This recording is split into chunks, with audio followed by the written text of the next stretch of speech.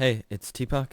I'm back in Katawa Shoujo, and I just noticed that Lily's past picture is right here now. So I guess if you do all the playthroughs, you're gonna have a full branching off ton of stuff. So let's see. Earl Grey. Yeah, 'cause yeah. I take another look at the board to confirm. Sure enough, her king has nowhere to escape without being threatened by another piece. My earlier question as to which of them is better at this has just been answered. So it is. Why do you look so depressed? So depressed with your hair. Alfalfa. Lily gives a small sigh as Hanako smiles. From the reactions, this seems like a fairly usual result. How long have you two been playing? Since I was young. Lily nods at Hanako's brief answer. Hanako taught me how to play after I soon met her. I can beat everyone now and then. Not everyone. I can beat her every now and then, but that's a rarity. I don't seem to have the right mindset for it. If Lily came to Yamaku at the start of high school, I met Hanako when she moved into the dorms, that means she's only been playing for about 1 year. After seeing Hanako's level of play, I'm not too surprised Lily has trouble beating her. I shall step up. But she's better at languages than I am, so... Lily gives an appreciative, if slightly amused smile at Hanako's quick reversal of her compliment. Well, that's how it is. Much to everyone's surprise, the bell suddenly rings, heralding an end to the lunch break. That game lasted longer than I thought it did. Same. I guess we'd better get back to class. Hanako's already in the middle of packing up, so I take Lily's bag and offer it to her. To my surprise, she takes it and nods, but then places it back down on the table. Hisao, may I make a request? Yeah, sure, go ahead. Would you mind if I were to quickly feel your face? That's a bit forward, but sure. No, go ahead, I don't mind. The question takes me severely off guard, but I once regained my composure, as it seems sensible enough. So far, Lily has had no idea what I actually look like, and this would be her only way to find out.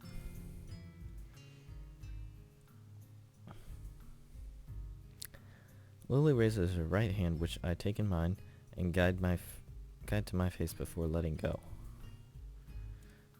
Got that. Didn't I say this Hanako's playthrough? My hair sticks out like that. Apparently in the back as well. The room is entirely silent as Lily's hands move over and around my features, from my chin to my cheeks to everywhere else. Okay.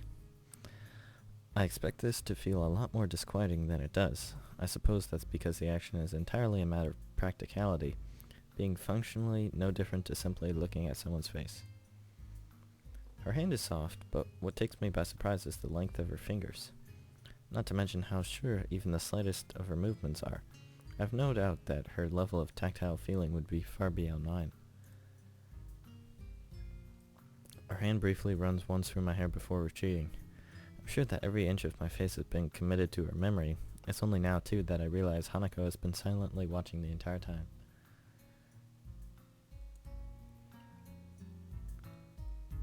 Thank you for letting me do that, Hisao. And if I might add, I think you are quite handsome. Well, thank you. I blush a little at her remark before raising a questioning eyebrow. But if you can't see how... Wow. Yeah, she's like, are you kidding me? Just because I can't see that doesn't mean I have my own preferences. We'd better go now. Yeah, that's a good point. I guess we'll see you later then, Lily. Walking through the hallways back to our classrooms, I notice that Hanako seems quieter than before, but also more comfortable. Okay. That seemed contradictory, but Lily, her hand on Hanako's shoulder, seems to pick up her assured pace as well, smiling as they walk. If I could spend the rest of my time at Yamaku like this, I don't think it'd be so bad. All that's needed for joy are small exchanges of happiness, after all. As I reach my desk and set my bag beside it, I realize something. Or rather, my stomach does. You didn't eat lunch. I was so busy with those two I forgot to buy lunch. Going home hungry. Waking up hungry as well, I guess.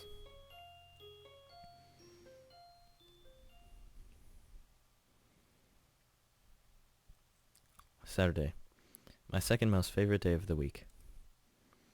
This is almost entirely due to the fact that it is the day with the second least amount of school, with class ending at the beginning of lunch.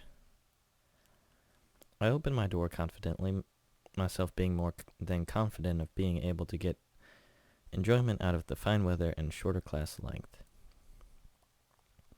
I confidently stride down the hallway and down the stairs to the lobby of the male dorms. I confidently look behind me to see whose footsteps are approaching. I lose my confidence in this day being enjoyable. Hey, Kenji. Hey, man. Sup? Not much, I guess. Just looking forward to the afternoon. You? He wraps an arm around my slumped shoulders far too comfortably. Something's up. Let's step outside, shall we? I was just about to do that too before he stopped me. He doesn't take my reaction to his theatrics well. Ignoring him, I walk outside and start down the steps. It doesn't take too long for him to catch up with me again. I wonder if he wants money or to rant about another conspiracy. Maybe both. I've got a bone to pick with you. Uh-huh. Yeah, I kind of figured. It's about that blonde. You know who I'm talking about. Conspiracy it is.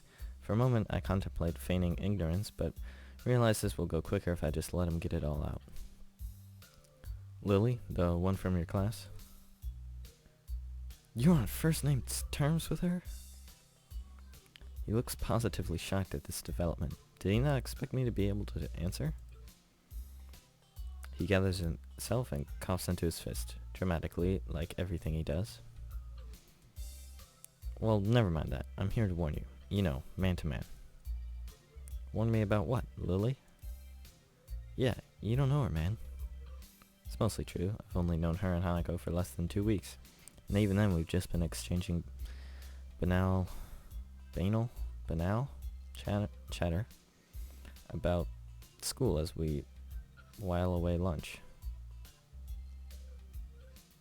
What? Pretty sure you don't either. That's not the point. You're the one spending inordinate amount of time with her.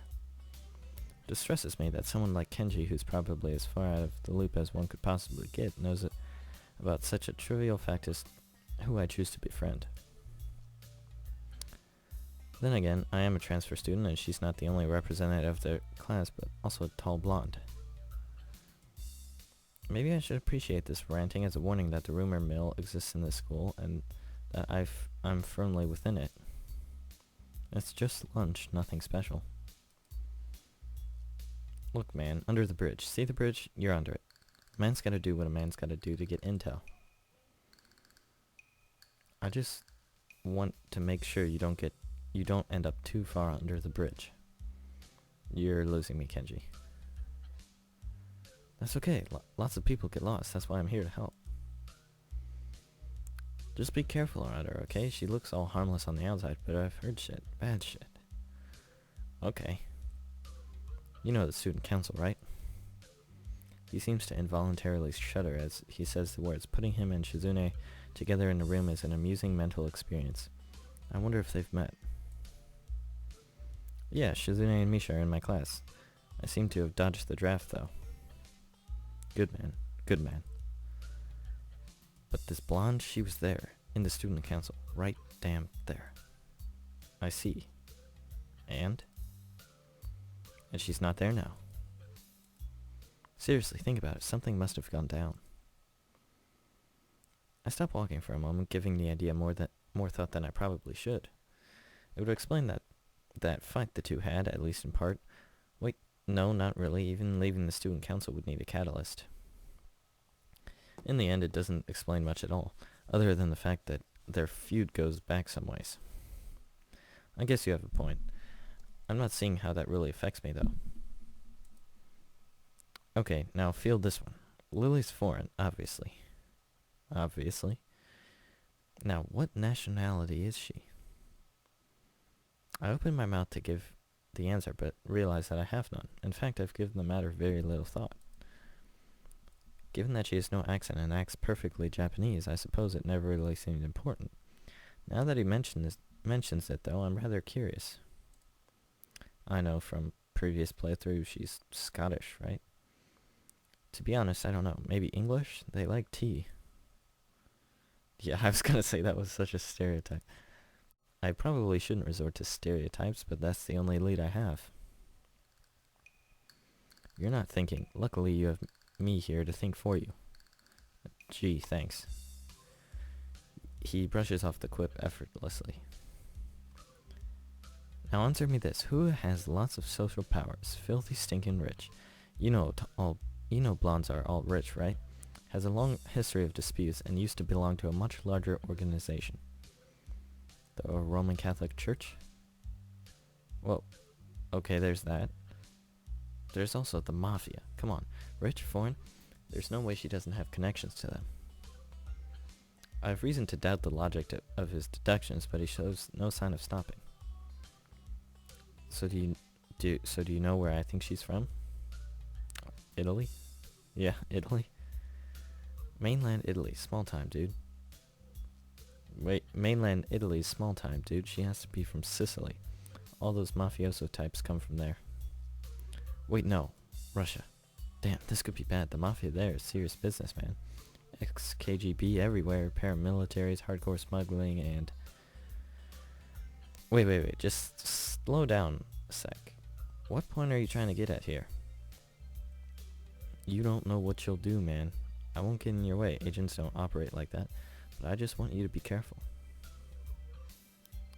When the time comes, we'll need all the help we can get. I don't want to lose you, comrade. Well, at least he's concerned for me. Kinda.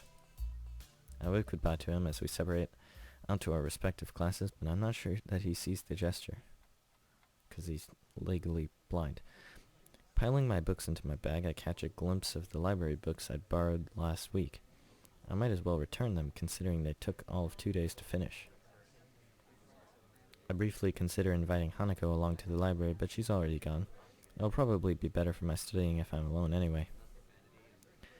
With a quick stretch and a wave to a couple classmates who give the same to me, I make my way out of the classroom. As I open my bag and shove my books through the return slide on the front counter, I notice a strange person behind the desk. Old and graying, she must be Yuko's replacement when she's working at the cafe.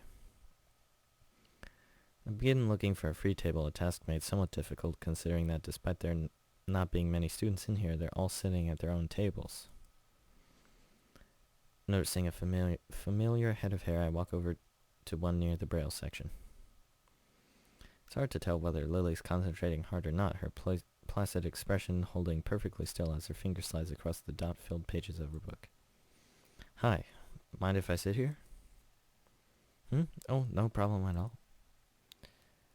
She trails off, evidently still focused on her business at hand. Ah, Hisao. She gives a nod of greeting as I sit opposite her at the table, pluck a chemistry textbook out of my bag, and quickly thumb to the chapter we're covering in class. For a while we sit there and read, each in our own way. Seeing her reminds me of what Kenji said this morning, though. That and the fact that I've never seen someone read in braille makes me keep throwing glances at her. I kind of feel guilty about it, given that she has no way to realize I'm doing so I decide just to ask her about it. Her lineage isn't exactly a state secret, after all, and there's another thing I've only just noticed from her movements. Hey Lily, mind if I ask a question? Not at all. Is anything wrong? I was just wondering, you're at least part foreign, right? She gives a small giggle before setting down her book. I've always been amused at how squeamish people are about that. Akira's mentioned how much she and I look different from most others before. The details are a bit complicated, but I'm half Japanese, half Scottish. Scottish? That was not exactly my first guess. It takes some effort not to blurt it out loud. I try to conjure images of the place in my mind. I think as far as the UK goes, Scotland isn't too bad to live in, but I'm not really sure. My first guess of England was surprisingly close, at least geographically. That does leave another question, though. But you have no accent. That's where the details begin. I was born and raised in Japan despite my mother being foreign. Ah, I get it. Hold on, if you moved to the dorm simply due to Akira working long hours, so they don't live near the school? She gives a small size, if she didn't expect me to go any deeper. Was her previous frankness just a front? Not exactly. It's been a long time since we've actually met. I feel like I'm not getting the whole story, but I don't really want to go unduly prying into her situation. Her about face shows she feels kind of awkward about it. So do you speak much English? To be honest, I don't know that much about Scotland, but at least I know that that's the main language there. It takes her a moment to collect herself, appreciating the change in topic. That's right. My family mostly used Japanese around the house when I was young, but they made sure Akira and I knew our Scottish side just as well. I'm fluent in the language, but I'm also studying it in school to keep my skills up, and to have the qualifications on paper mainly. So you're bilingual, that's pretty impressive. I wouldn't go that far. Having parents who can speak the language is a large advantage, and English books in Braille aren't too hard to buy or import, with Yuko's help at least. There's a relatively high demand for local English teachers here anyway, which also helps give me some motivation to learn it as well. Demand for English teachers? For a moment I wondered why she brought this up. You're planning to be an English teacher? She gives an enthusiastic nod. It must be nice having such a definitive future in mind. I've never really given much thought to mine, so I'm kind of envious. What's wrong? It's just, I could see you as a teacher pretty easily. It suits you. For a moment, she's speechless. She lowers her face a little and lets out a nervous giggle. Something I've never seen her do before. With Lily's role as a class representative and her dependable nature, teaching does seem to be a line of work fitting her personality. Sorry, that was probably a little much, but it's true though. Waving her hand in front of her face dismissively, she quickly recovers. It's not that, it's just that only one person's ever said that to me before. A short, somewhat awkward silence follows the discussion. Without knowing it, I ended up steering into a troublesome topic again. I should try to cheer her up a little. It was me who went and got her brooding, after all. Well, I'm gonna save here. Earl Grey. What am I in now? £1 sterling. Don't know what that means, but hopefully I'll find